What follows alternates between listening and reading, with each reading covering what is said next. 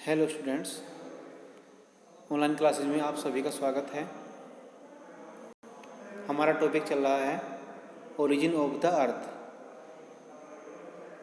Last lecture में हमने आपको कांट की वायुराशि परिकल्पना पढ़ाई थी या गैसियस थ्योरी के बारे में आपको बताया था। उसके बाद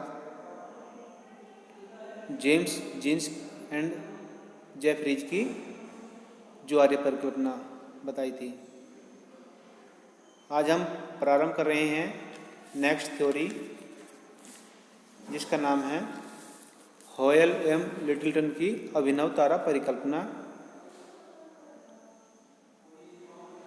इसे नोवा हाइपोथेसिस ऑफ हॉयल एंड लिटिलटन भी कहते हैं।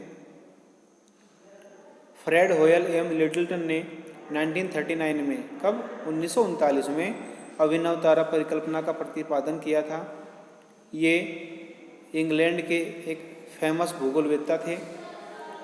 आज वैज्ञानिकों ने यह मालूम कर लिया है कि ग्रहों का निर्माण ऑक्सीजन, सिलिका, एल्यूमिनियम, लोहा आदि तत्वों से हुआ है। किसका ग्रहों का निर्माण किससे हुआ है?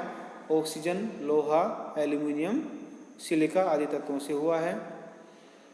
इसी प्रकार ग्रहों में इनकी मात्रा, किसकी मात्रा? ऑक्सीजन, लोहा, एल्यूमिनियम आदि की मात्रा कितनी पाई जाती है?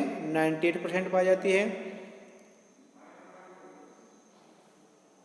जबकि तारों में जो अधिकतम मात्रा पाई जाती है वह हाइड्रोजन एवं हीलियम की होती है। ग्रहों में इनकी मात्रा यानी किसकी मात्रा? ये जो ऑक्सीजन है, सिलिका है, एल्यूमिनियम है, लोहा, उनकी मात्रा केवल 2% पाई जाती है। किसमें? तारों में। और जबकि ग्रहों में कितनी पाई जाती है? 98% पाई जाती है। अब प्रश्न यह उठता है कि अंतरिक्ष में ये भारी तत्व कहाँ से आई? ठीक है भाई। तो इस प्रश्न का समाधान ढूंढने का उपाय इंग्लैंड के विद्वानों प्रोफेसर हॉयल एवं लिटिलटन द्वारा किया गया। उन्होंने बताया कि हाइड्रोजन के जलने से भी भारी तत्वों की उत्पत्ति होती है। यानी कि जो हाइड्रोजन है अगर उसको जलाया जाए, लेकिन इसमें एक कंडीशन ये होगी कि इसको हाईएस्ट टेम्परेचर पे जलाना होगा। इसके लिए जरूरी है कि हाइड्रोजन के जलने की क्रिया उच्च तापमान पर हो। यह तापमान उन तारों में पाया जाता है जो अभिनव तारे की अवस्था में हो। देखिए भाई, कह रहा है कि ये सही है, वैज्ञानिकों ने प्रूव कर दिया है कि ये सही है कि हाइड्रोजन के जलने से भी भारी तत्वों की उत्पत्ति हो सकती है। लेकिन उसके लिए कंडीशन यह है कि जो हाइड्रोजन है वह हाइड्रोजन को उच्च तापमान पर जलाया जाए, यानी कि बहुत ही अधिक तापमान पर उसको जलाया जाए। तो और फिर उसने आगे बताया कि यह तापमान उन तारों में पाया जाता है जो अभिनव तारे की अवस्था में हो।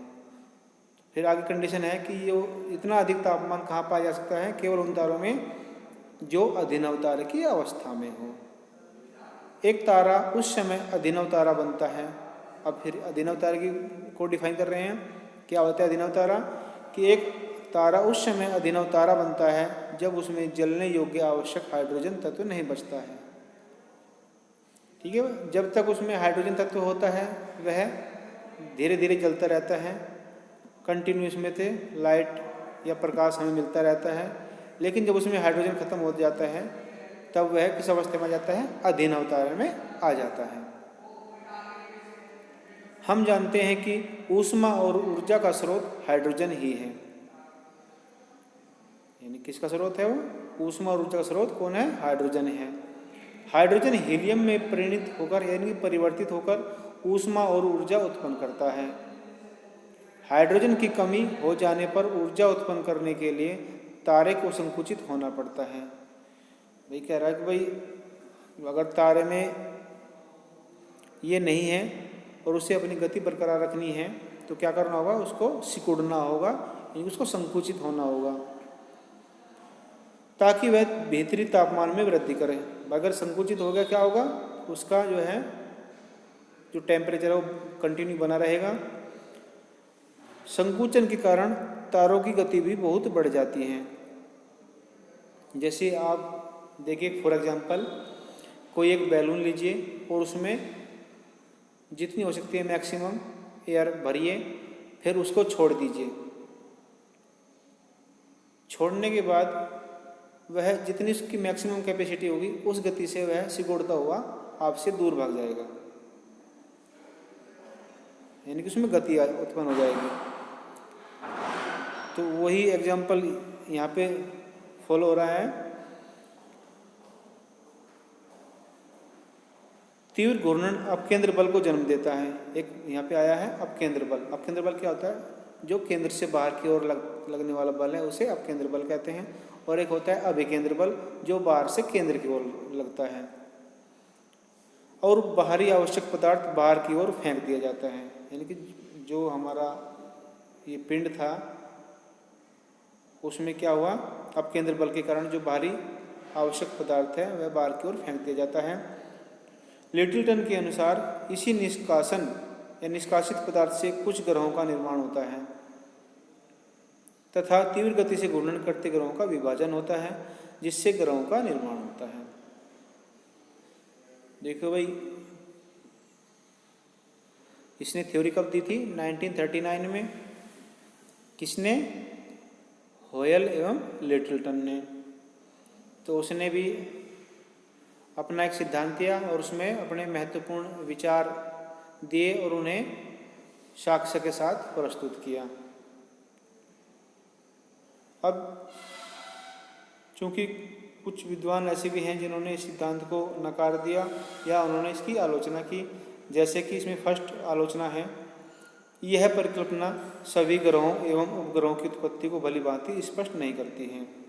यानी कि जो हमारे सौरमंडल में जो ग्रह और उपग्रह हैं उनकी उत्पत्ति सही प्रकार से नहीं बता पाया, तो उस दृष्टि से विफल हो जाता है। नेक्स्ट पॉइंट है, यह परिकल्पना जो ग्रह और उपग्रह हैं उनकी गति को भी बताने में असफल रहा है। यानी कि एक तो उत्पत्ति कैसे हुई इसको भी नहीं बता पाया और फिर जो ग्रहों की गति है उसको भी बताने में असफल रहा है।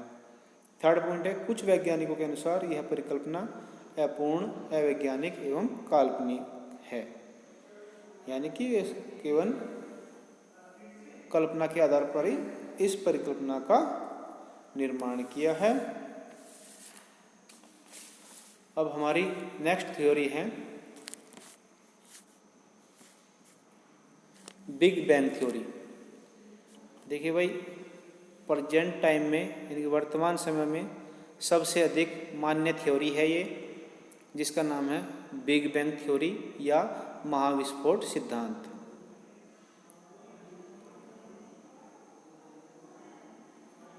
चूंकि इस सिद्धांत पर सर्वप्रथम जो प्रकाश डाला था वो बेल्जियम के एक प्रोफेसर थे, उनका नाम था जॉर्ज लेमैत्रे, और उन्होंने अपने विचार सबसे पहले कब दिए थे? 1927 में, यानी कि 1927 में अपने विचार सबसे पहले व्यक्त किए थे इस सिद्धांत पर। तो इस सिद्धांत का प्रतिपादन सर्वप्रथम जॉर्ज लेमैत्रे ने किया था, किंतु इसकी विशद व्याख्या यानी कि जो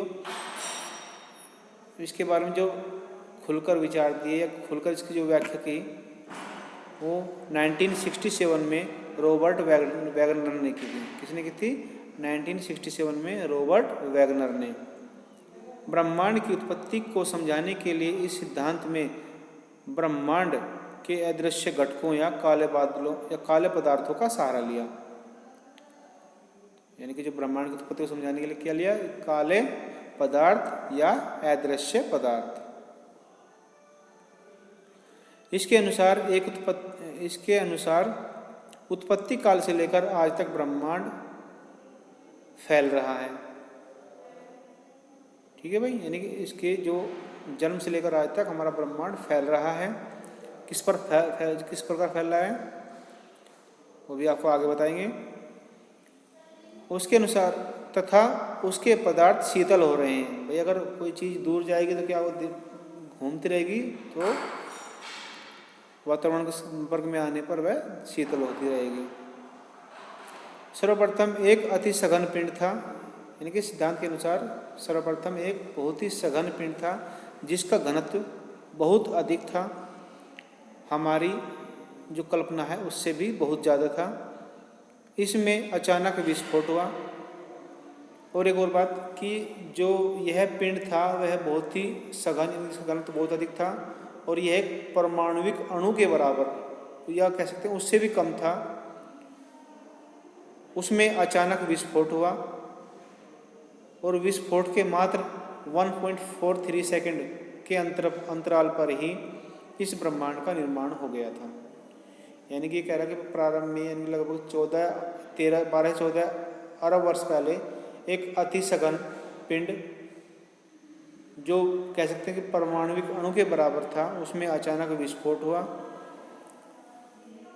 और उसके मात्र 1.43 सेकंड के बाद ही हमारे ब्रह्मांड का निर्माण हो गया था। यह हमारा ब्रह्मांड अस्तित्व में आ गया था। जिस प्रकार किसी गुब्बारे में हवा भरने से वह फूलता जाता है। देखिए मान लीजिए, फिर से आपको बैलून का ही एग्जांपल दे रहा हूँ कि आप कोई एक बड़ा है बैलून लीजिए जिस पर कुछ चिन्ह बने हों, या आप खुद अपने हाथ से उस पर कोई चिन्ह बना दीजिए। चिन्ह बनाने के बाद उसको एयर भरिए। जैसे जैसे इसमें आप एयर भरते जाएंगे, जो वे चिन्ह हैं उनके बीच की दूरी बढ़ती जाएगी। उसी प्रकार यहाँ जो हमारा ब्रह्मांड है उसमें जो आकाशगंगाएं हैं उनके बीच की दूरी भी बढ़ती जाती है या बढ़ रही है। ये कह सकते हैं कि उसी प्रकार हमारे ब्रह्मांड का विस्तार हो रहा है। आकाशगंगाएं निरंतर दूर हो रही हैं। कालांतर में आकाशगंगाओं में भी विस्फोट हुआ, यानी कि सबसे पहले तो विस्फोट हुआ, उससे क्या बना, ब्रह्मांड बना। ब्रह्मांड के बाद जब ब्रह्मांड में पुनः विस्फोट हुआ तो आकाशगंगाएं बनी। आकाशगंगाओं में पुनः विस्फोट हुआ तो तारे बने। तारों में पुनः विस्फोट हुआ तो ग्रह और उपग्रह आदि का निर्माण हुआ है। ठीक है भाई, जिससे तारों का निर्माण हुआ, तारों के विस्फोट से ग्रहों आदि का निर्माण हुआ। ब्रह्मांड का निर्माण एक महाविस्फोट के परिणाम स्वरूप हुआ है, इसलिए इसे महाविस्फोट सिद्धांत या बिग बैंग थ्योरी कहते हैं, जिसके अनुसार लगभग 14 अरब वर्ष पहले संपूर्ण ब्रह्मांड एक परमाणुविक इकाई के रूप में था। देखो यहाँ बताया गया है कि 14 अरब वर्ष पहले लगभग हमारा जो ब्रह्मांड था एक परमाणुविक इकाई के रूप में था, जिसका घनत्व बहुत अधिक था। उस समय मानवीय समय और स्थान जैसी कोई अवधारणा अस्तित्व में नहीं थी। जॉर्ज हेनरी लेमेत्रे, जो बेल्जियम में खगोलविद और भौतिकी के प्रोफेसर थे, ने अपने विचार 1927 में दिए थे। तो सबसे पहले इस सिद्धांत पर विचार किसने दिए थे?